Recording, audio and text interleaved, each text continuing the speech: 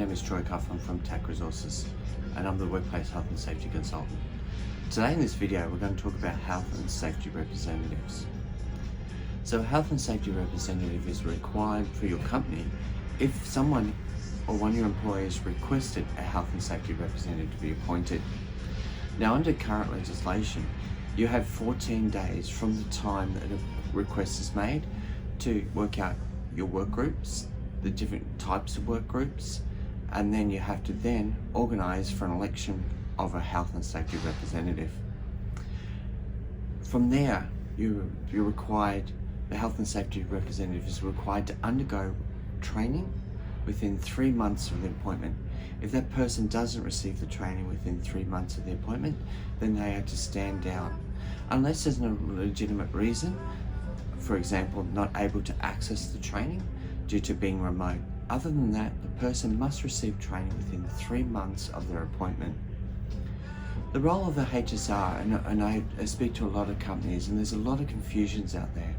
A lot of people are afraid of the word HSR because they just think the idea of a HSR is to start bringing the law of the legislation down onto the companies.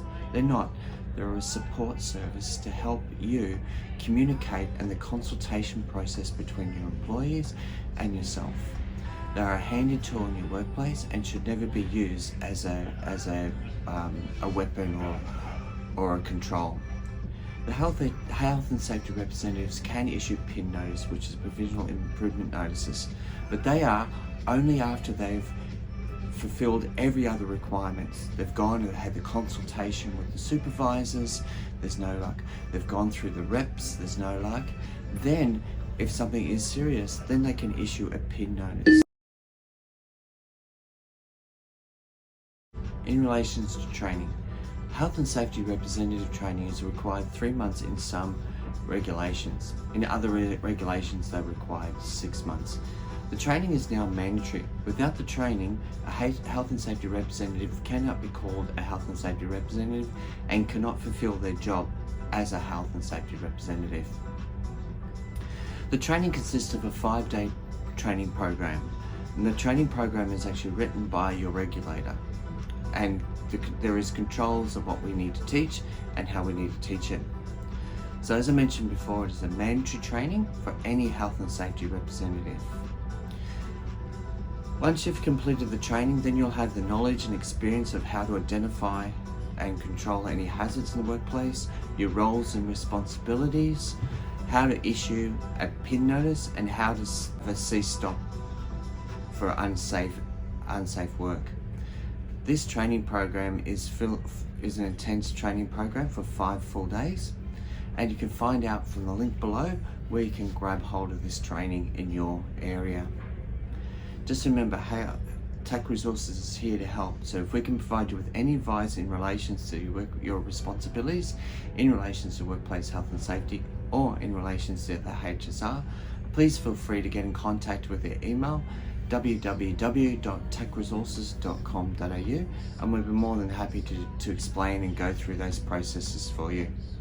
One thing I just want to leave before I go, the importance of PIN notices. I speak to a lot of companies and a lot of people in fear of once their HSR receive the training, they're just going to issue PIN notices.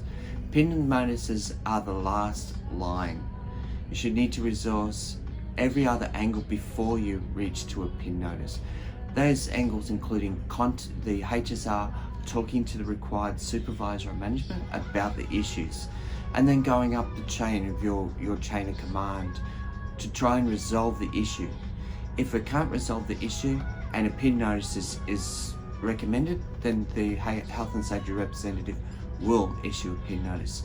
From there, the PIN notice has a 7-day notice period. So what happens in 7 days, you can actually dispute the PIN notice. All right, so just remember that.